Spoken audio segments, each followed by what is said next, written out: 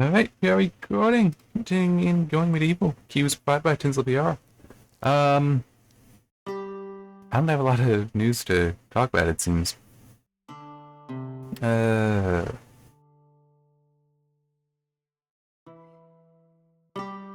Yeah. Yeah, not too much. I did make one note of something I could ramble on about, some to help fill time. But I know, the one thing that from this week that I actually would like to talk about, because it's kind of neat. Chris over on the Oak Club YouTube channel has his review for the Be Quiet Light Base 900, specifically the DX, and it's in white. So the Light Base 900 is it has that whole side and front glass panel thing, kind of like the Leon Lee 011 Dynamic, but it's from Be Quiet. And there's the FX and DX. The DX that he got, it doesn't come with any fans, so you have to put those in yourself, which also means you can use any fans you want, while the FX will come with Be Quiet fans. So yeah, and I would just say that while I think the Nitro fans that I have in both the desktop and test system, I think they might be a little bit more powerful than the Be Quiet fans that I have on the cooler in the test system. I think they might be better at moving air, but even when it's at speed, even when I'm doing something that's really pushing the CPU and test system, I cannot hear that. Yeah. So, but to be clear there, I consider Noctua and Be Quiet, from my limited experience with both, to be fair, it is limited, pretty much equal. It's just Noctua might be more powerful, Be Quiet might be quieter, but I'm not sure if they are moving as much air as the Noctua that I have. So, but no, it's a neat looking case. And the only thing about it that I like is the feet on it can be moved into 3 different positions. One is on the bottom for the normal alignment. Really need you people doing steward stuff.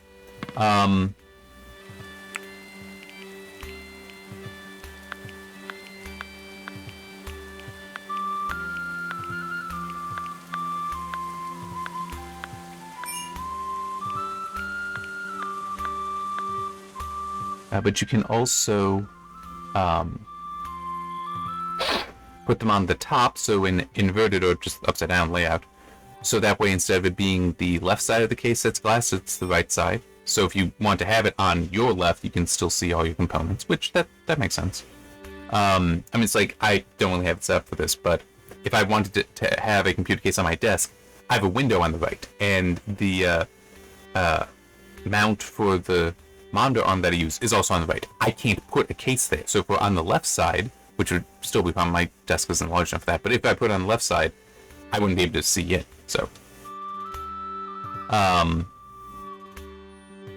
but it also, and this I do like, and it's part of the reason why I got this specific case I did for my test system. You can also put it on the side, the back side, such that it lies horizontal. And that I like. May seem weird, but I like that alignment. Because it just, if you're going to be changing parts out, I feel it's just a lot more comfortable, because that means that actions and forces are going up and down instead of horizontally in the air. So for example, with the test system, if I need to change out a graphics card, I'm moving it up and down to push it in or unlock it. So gravity helps me with pushing it into the slot, whereas if it were standing up, now I've got to go left and right and potentially push the case over as well, if I'm doing it wrong. Which, granted, I shouldn't be doing it wrong, but it still is. I do like having that horizontal option there.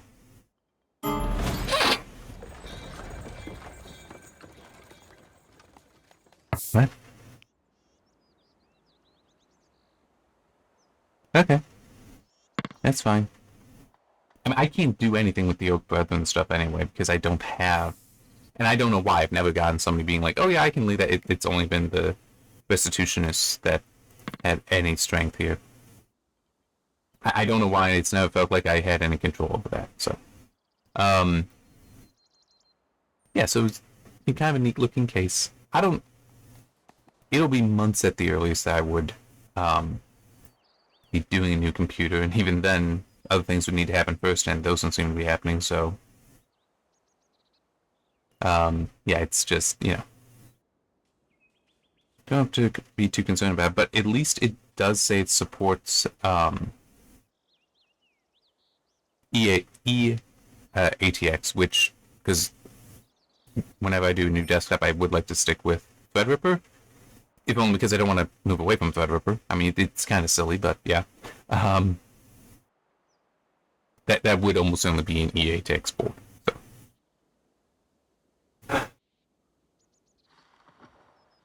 But it is also, yeah, I'm just, I'd want to, that case probably wouldn't be good enough because I'd want to have plenty of 3.5 drive bays and even 5.25 drive bays. So, don't know. 3.5 would be the more important probably, but still. Even then, I don't know.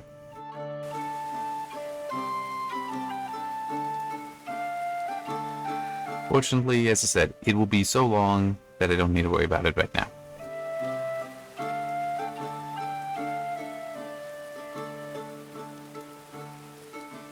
So, let me just look at this. So, despite making Steward the #1 priority, they are doing everything else, but they're not refueling these things, which is under Steward. I mean, it's like, this one's empty. I mean, what, do I need to actually have it on for them to care? I mean, if it's off and they're not refueling, that is, I would consider that a bug.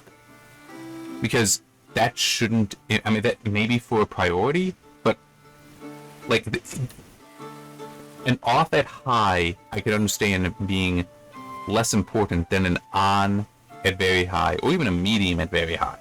Sorry, a medium that's on. Oh my god, that's exactly what it is.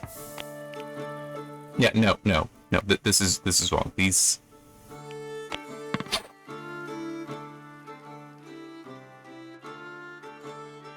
No, come on. There we go. This does anger me. But yeah, so they are not fulfilling what they're told to do because, they're having on-off control, and it should not be. It should not be. Because I mean, think about it, that would also mean then that, like these, it's now spring, will be summer. I don't need these on.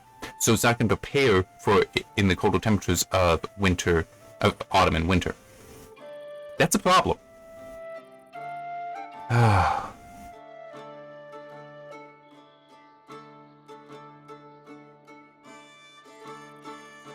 I'm just going to sit here and wait like this. I'm just trying to think if there's anything else to mention or say concerning that case review, but not really. Nothing really coming to mind.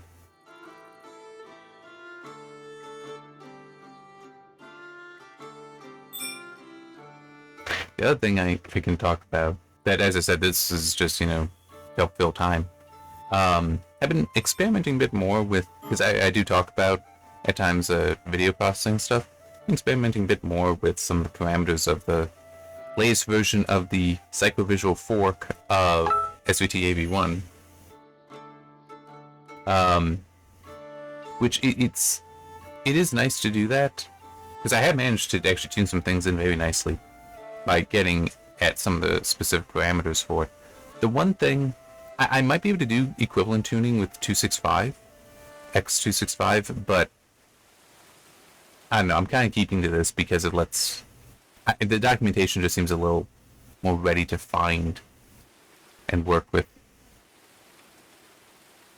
rather than 265, but I could probably do some of it. So the main thing that I've been messing with recently are variance controls. So let me see, AV1 has variance boost and variance octile, with the variance octile being the thing I've been messing around with the most of late.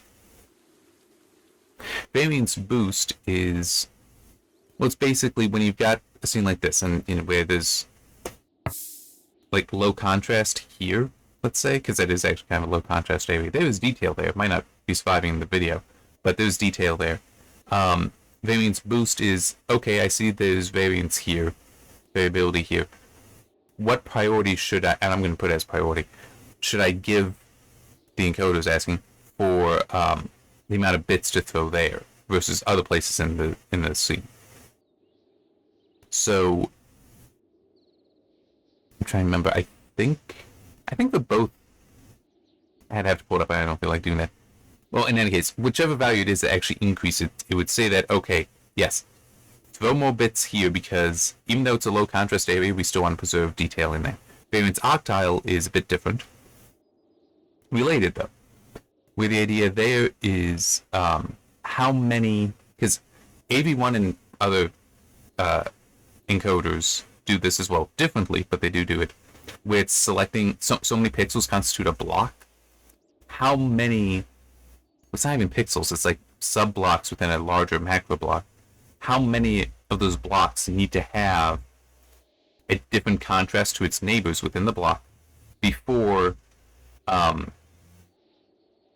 it would be like, okay, no, I have to actually like encode detail for all of these.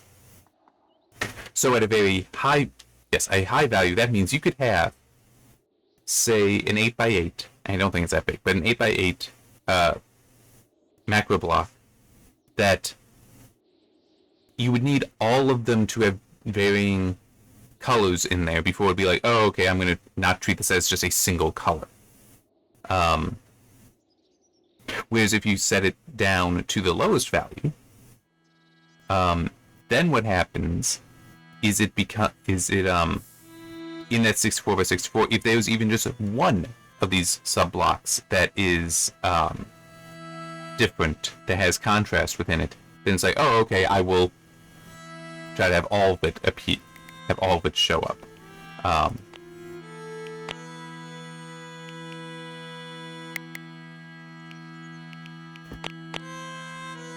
Actually, I just realized I screwed it up.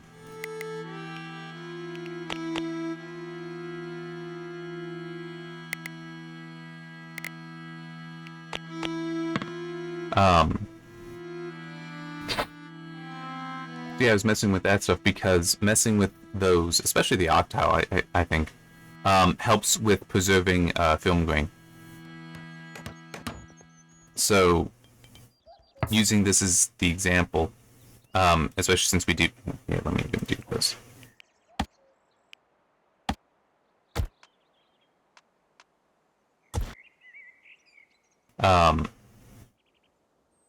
So there is detail in here for the foliage and stuff, which definitely if I zoom in you should be able to see. But if this were the block, it would take... If a variance octile is 8, then there's a chance, because it isn't necessarily the highest contrast within these 8, it would actually... Can I... Okay. Nah, that doesn't really help it. If it were at 8, then it would just make this all like one green block. Whereas if it were down at 1, then just the contrast within this one would be like, oh, I need to maintain detail to all of this.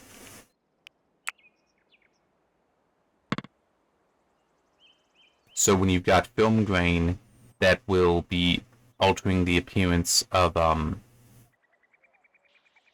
frame to frame, even certainly pixel to pixel, but it can be considered low contrast because the colors are necessarily changing, just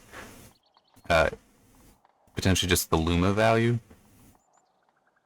I don't know how really to better describe it, just the contrast might not be super different.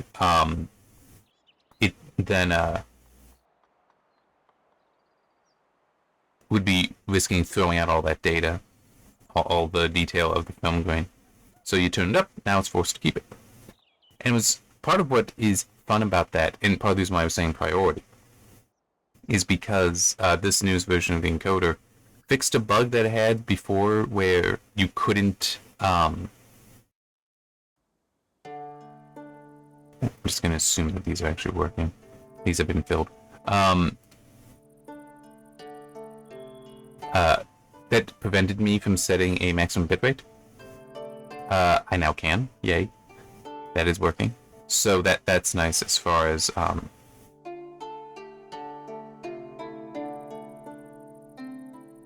that goes. So, and that's part of the reason why I was saying priority. I'm saying because it might need to be set up like oh yeah, I need to Oh wow, still so many things there. Alright. Let's turn this stuff back. You know what? Actually, no. I'll take that back. I can't do that.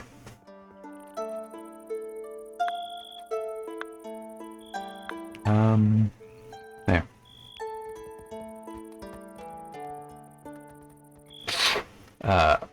So that way, when I limit the bit rate, it's still saying, yes, you do have to throw bits here. So it kind of evens out some of the stuff. And it was really neat because the movie that I did this experiment to, when I actually made a mistake and it ran the a just default script, and it came out to, what was that, about 4 gig, and that was in 265. It looked waxy when watching. I didn't realize that I made that mistake until later. So then I used the original AV1 script that I had written, which did not do this variance octave stuff. But that came out at like 6 gig, which I fit entire movies into just under 2 gig. Just so that 2 gig difference there was actually pretty significant.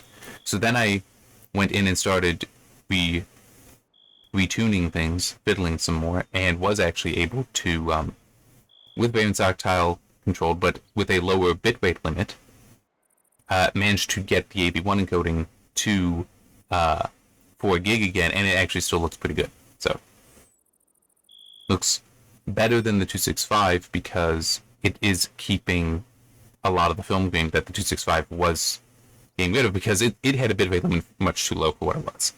It was a reference script, as I said, not an actual, and not the correct one.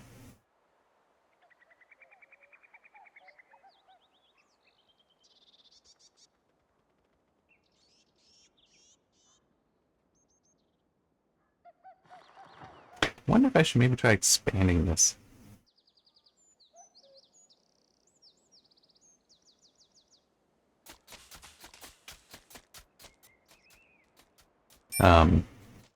But yeah, so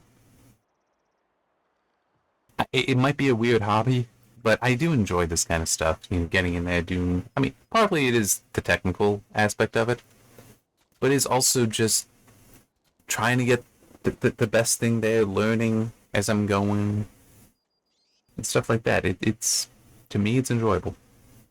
And then it also makes it a little easier for me to enjoy these movies, because now it's on the server, I can watch it anywhere, and it looks good. I don't need to pull out the disc. Yeah. I like it. In theory, I'll be getting today 2 movies and tomorrow a television show to add. The 2 movies, well, actually, in all 3 cases, it's because I'm concerned about my ability to get them in the future.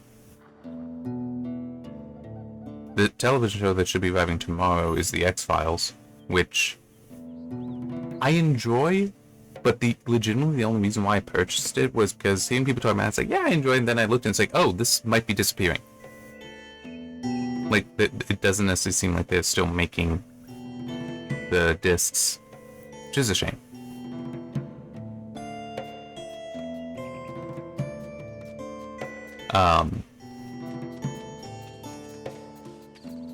So I ordered a set before they can disappear.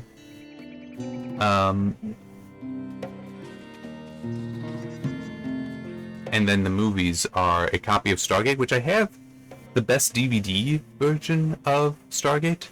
But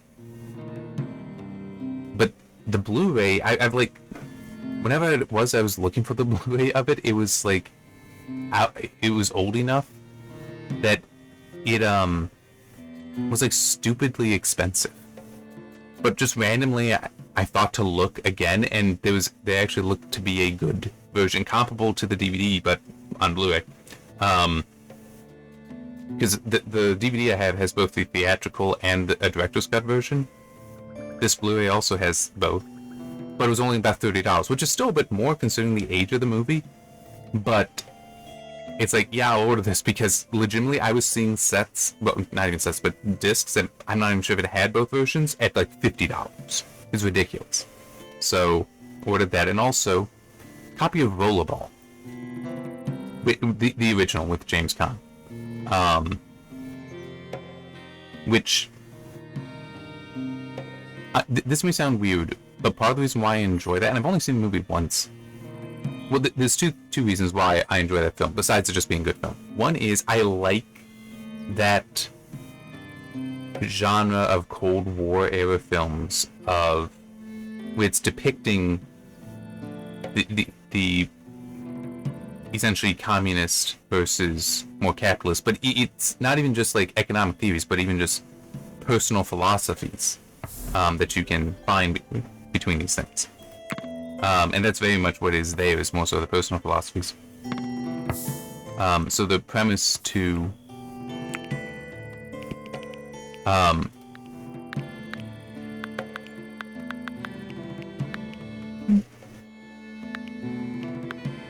you know what? No, it's gonna mess with so much. Well, actually, no, I take it. No, it won't be wrong. It won't be wrong.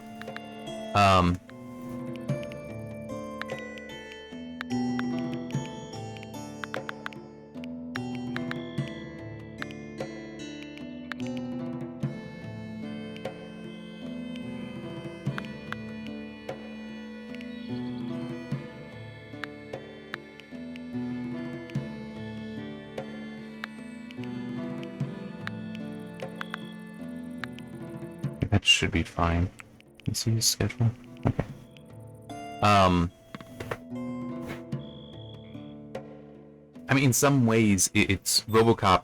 You could describe as it's in a similar way, but RoboCop is more so the capitalism versus hyper-capitalism.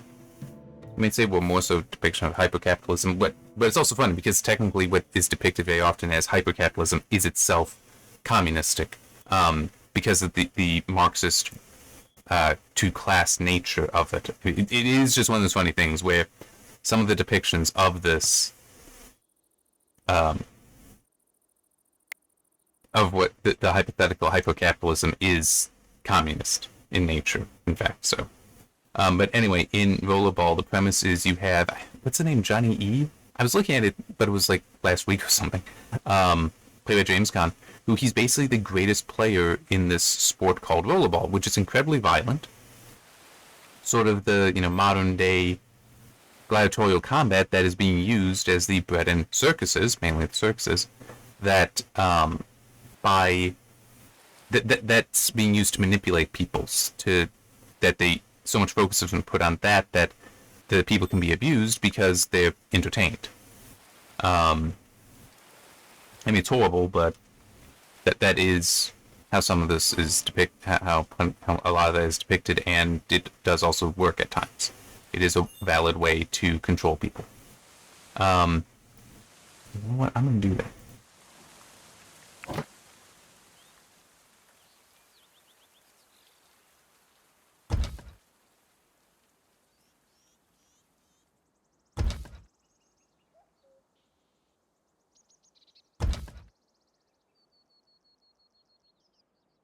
And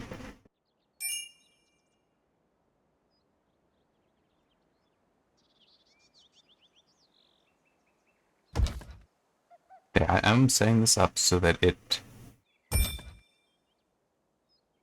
have a walkway going around like that.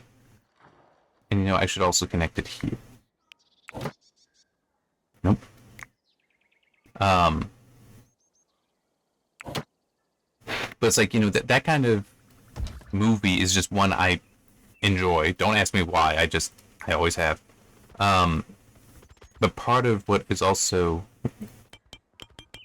part of the reason why I also enjoy it is that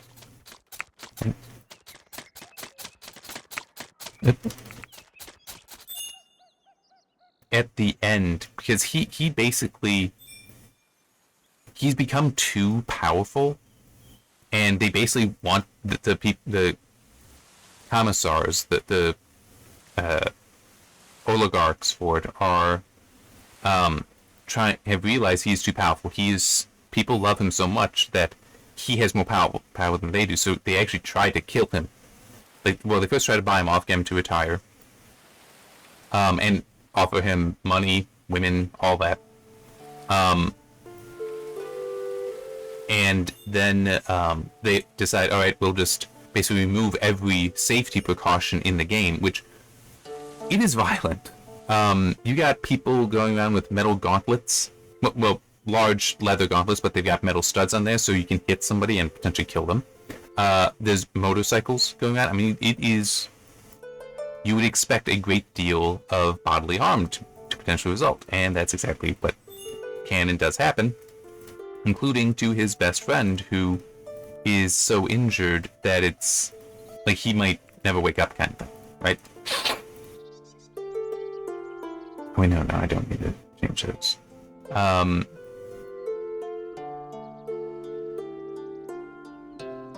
But part of what I so enjoy is James Caan, who is a good actor. And what I'm about to say may sound like that's not the case. No, it's completely the case. He plays it very flat.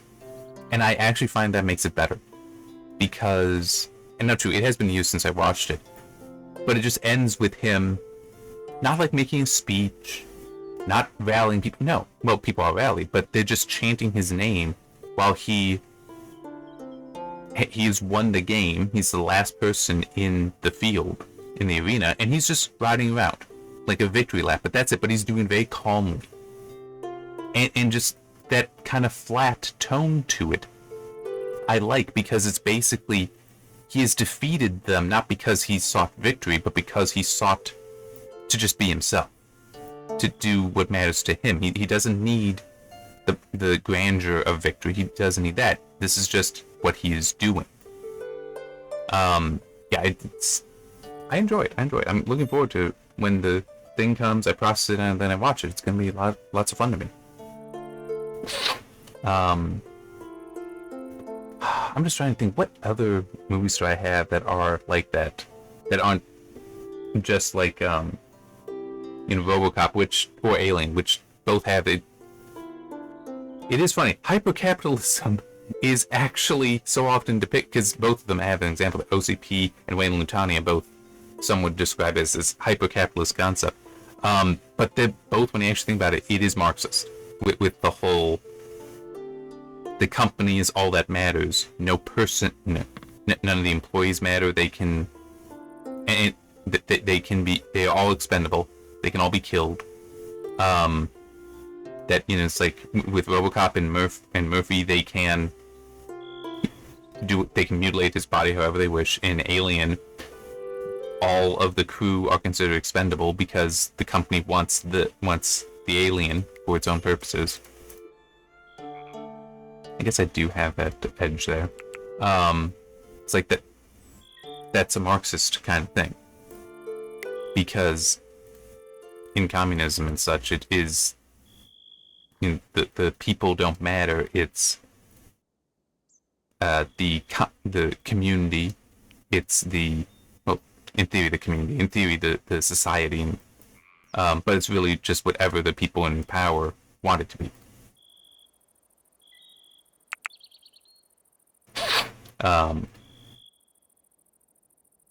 Let's mark that one.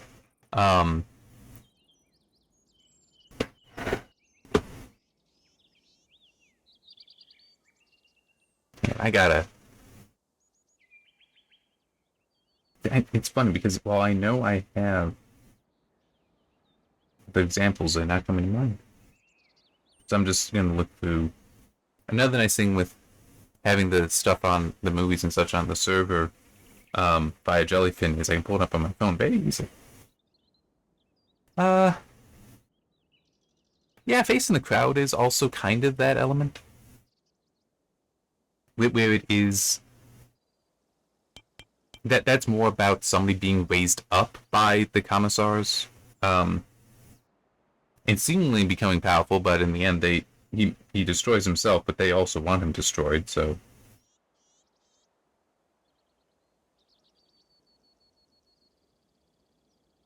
yeah, that's true. I haven't gotten to it yet. I'm seeing Ben-Hur, and technically the Ten Commandments from, crap, when is that? It's in the 50s, the one with Charlton Heston. Because of the civil rights stuff in it, and specifically the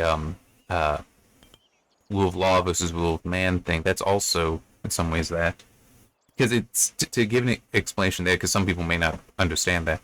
Like in it was technically true that the Soviet Union had freedom of speech as a right in their constitution.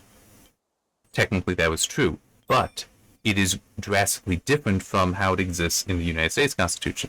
In the U.S. Constitution, it is seen that these rights are not granted by the government.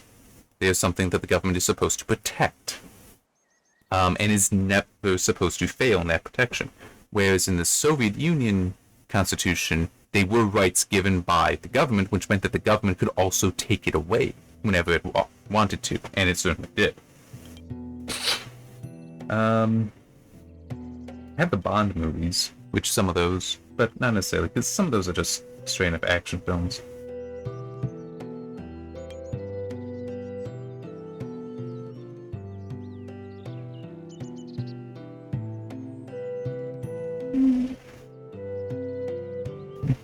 You do have the two-class system with Dark City, but that's not really it. That's not the same concept.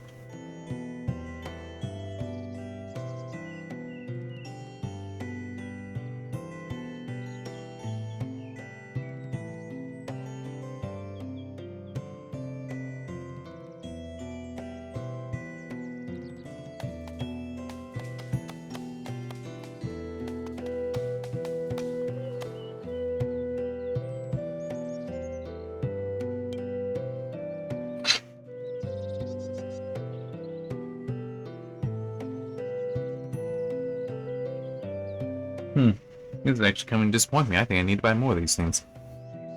Oh, yeah, the Manchurian Candidate. Yeah, that's a bit more like failsafe. That's a bit more a, oh no, what if this would have happened? But there is also the element with the Manchurian Candidate of sacrificing those for the good of the party, essentially. I mean, person's own child gets sacrificed for the so-called good of the party. Minority Report action, in some ways that is also not so much the two-class thing, but the idea of everything must serve the party. And so the suspension of rights that is by nature happening with the oh crap, what is the actual name of it in there? But the future crime stuff? Because it also would boil down to thought crimes as well.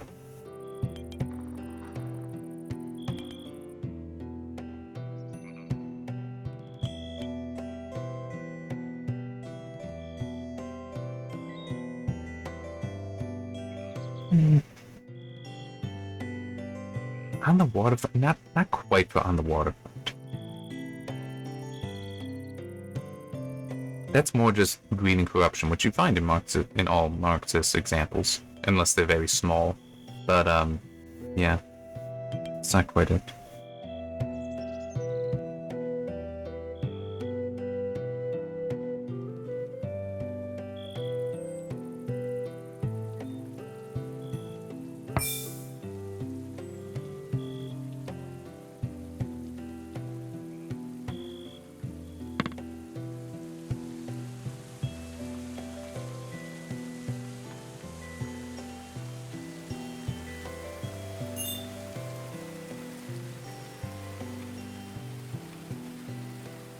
It's probably very boring that I'm not saying much, I'm just trying to scroll through and find things. You know, that's actually true. Tron is actually an example, believe it or not. And it is a Cold War era film. It's 1982. But the, MCP is, you know, trying to, has that class-based society, has created that, and is, you know, taking things over, and is also outlawed religion, but it's really, he's just compelled his own religion that you must worship him, that he is the ultimate thing, whereas belief in the users, which is something beyond, because there's that aspect of, from the aspect of a program in Tron, a user is an eternal being. It's like it's something that existed before you did, will potentially exist after, and created you with thought for what your end is as well. It's what your purpose is and all that. So yeah, I mean, that is actually an example. It's just not as obvious, but it is technically.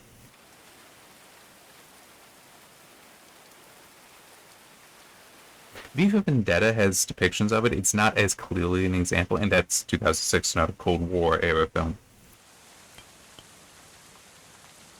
Wall-E, to a degree, though that is mainly just like two robots. You know, are the upper class, and then everything else is lower class humans and other robots. So it has a kind of depiction in there, but it's not the clearest. V for Vendetta, though, that's a bit more clear. How long am I going? Okay. Um, but it's you're seeing it. You're not like it's happening around what is going on around the story. It's part of the impetus for the story. It is not the story itself, though.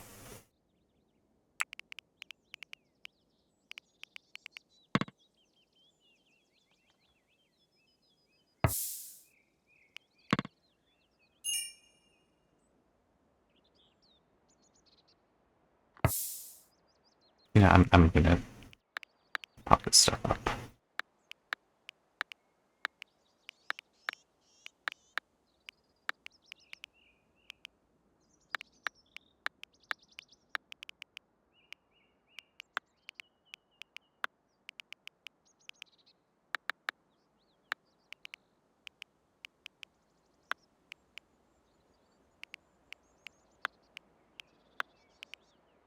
Mm.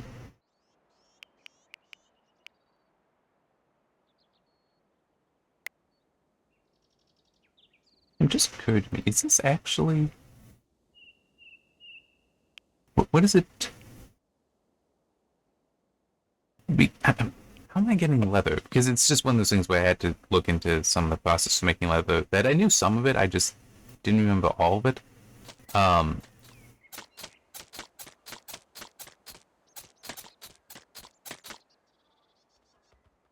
so I wanted to check, and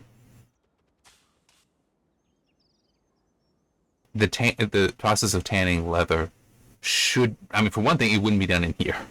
It would be done like, actually, no, not even up here. It would be done down here because it is a stinky, smelly, terrible process, and something that a lot of people would not want to do. There's reasons why tanners would not necessarily well looked upon. Because to tan leather, one of the things you need to do is immerse the hide in fatty acids. One of the good sources for fatty acids is animal brain. So you'd have to like much up animal brain, make up a solution with water, and submerge stuff in that. So that's fun. I mean, for what it's worth, it worked. I mean, leather is a very important material. But yeah, it's kind of nice that we have other options for that today. Technically, eggs work as as one. Yeah, eggs can also be a source for such fatty acids, but the amount of eggs you'd need might be prohibitive. Okay. Compared to brain, which not necessarily many other things that you would use brain for, although apparently the fatty acids in the brain do have other uses. Like apparently you can use it to make glue. I thought that was horse hooves. That's not making it better, is it? Um.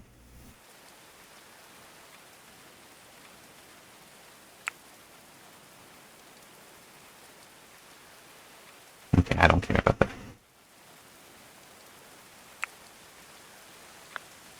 No, I'm just actually gonna do that. I don't need any effort being put into research.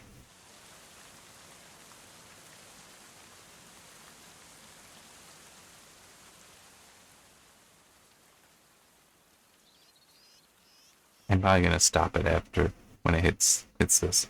Um, yeah, I do need to. Well, yeah. So let me see. What would other movies be that I don't necessarily have in my collection? Logan's Run, The Running Man. What others?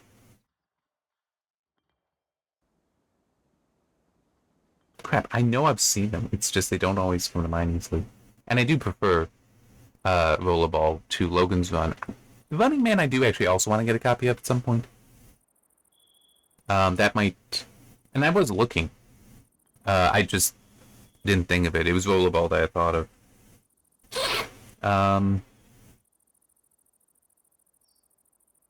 Crap, what else?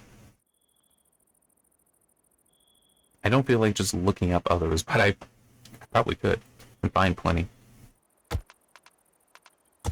Because it is like its own genre, almost.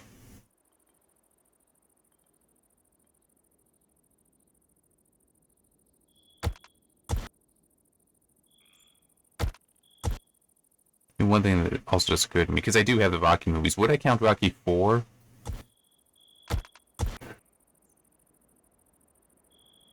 No, I actually wouldn't, because it's not sufficiently a focus. I mean, in some ways, it does have a certain satirical element to it as well, that it's making fun of it in a way, the concept in a way that I'm not sure I'll go with.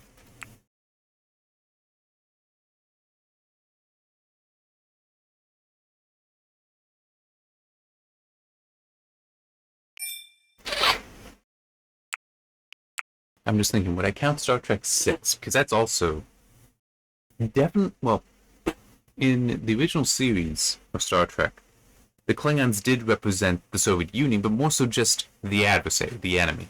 But you didn't necessarily get much into the culture. In Star Trek 6, you definitely do have the culture there. And it's heavily inspired by actual events. Chernobyl for one, but also when Chang in the trial actually yells out, "Don't wait for the translation, answer me now." That actually happened. I don't remember what trial it was, but that actually did happen. A Soviet trial, or at least a Soviet prosecutor, Soviet lawyer, yelling that out. Was like, "Don't wait for the translation, answer me now." That it's that really happened. Which is a wild thing when you think about it. I don't even want you to know what the question is. I want you to just give me the answer.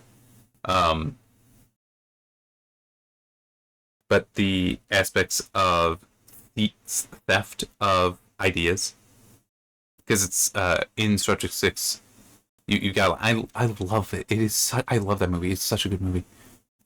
You've not experienced Shakespeare until you've read it in the original Klingon. That is like textbook kind of Soviet stuff. And it really did happen. One example, I'm sure I've talked about this before, and I'll stop talking after sharing this. And I have a copy of it. I have a copy of this film. This is Cinerama. I don't remember the exact story behind it, but basically, one day, dude decided, you know what? Films aren't good enough as it is. So I'm going to come up with a new format that... People think Atmos is impressive today. People think IMAX is impressive. You need to understand, Cinerama is decades older and was achieving some of these things. That you'd think, oh no, you need modern technology. No, they were doing it back then. It involved filming on 3 cameras at the same time, and so that you were then projecting onto 3 screens at the same time. These screens were set up on a curve that matched the curvature of the human eye. Okay, so it was meant to be fully immersive in that. I don't remember how many different stereo tracks it was using. Technically, it was multi-channel, more than stereo, but they were recorded in stereo pairs. Because you not only had surround sound going around, but you also had speakers up above, speakers down below, so vertical immersion there as well. And it truly was an amazing piece of technology, Cinerama. And it's also, as I recall, the first widescreen format. It's insane, which is why it didn't continue to be used for too long. But there are still, like, this is Cinerama and some others. There was Cinerama itself. How the West was one is an example as well. But anyway, we took it to World's Fairs to show off. And one of the times, it was in a Soviet satellite nation, and the Soviets banned any of their citizens from going to see it. So what did the citizens do? Well, they climbed over walls and such to just watch from a distance, because they were so fascinated and enamored by it. Which is also true for a lot of our films, but in any case, the Soviets then came up with their own version, which only used 2 screens, so it was technically inferior. And then they tried accusing accusing America of stealing the technology from them, even though they only came up with theirs after the fact. That's completely Soviet playbook. And it's also, if you watch the original series, you do have Star Trek, the original series, you do have Chekhov making jokes about how, yes, like Scotch was invented by the little old lady in Leningrad, and things like that. That's right. But it's like that was an actual thing, is an actual thing, I should say, because obviously the Soviet Union has collapsed, but the Soviet Union did it, but also China does it still today. Like, there is actually a school of thought and school that teaches it things like Shakespeare isn't real. That was invented very recently so they can say it was this great thing, but no, all greatness came from China. And also, like, even the pyramids, they will try to say are fakes because so many thousands of years ago, there was no culture that could have possibly created them except for China. And because China did not create them, that means that they must be fakes. It's wild, some of that stuff. So you do see that captured in Star Trek 6, but it's not as strong. It's more so people that know the time will recognize it, and it's all. So there's that, but there would also be you don't know Shakespeare until you read in the original Klingon, that idea of it's still presenting to a modern viewer that doesn't understand the Cold War history, this disconnect between Klingons and the Federation, that how do you have that wrong? It's like, well, they believe that. That's what they've been taught, that this great thing that Shakespeare is, they must have claim to. Yeah. And one thing funny is somebody actually did put together a production of, I think it was Hamlet, in Klingon. Star Trek fans are wonderful. Anyway. But yeah, I like that stuff because it is such an interesting capturing of history. And it is also that aspect of how, because sometimes they do it and it's on the nose, sometimes they do it and it's not. It's just done very, very well, so it's not so on the nose. It's fascinating. I love it. Love it, love it, love it. All right. See you next time.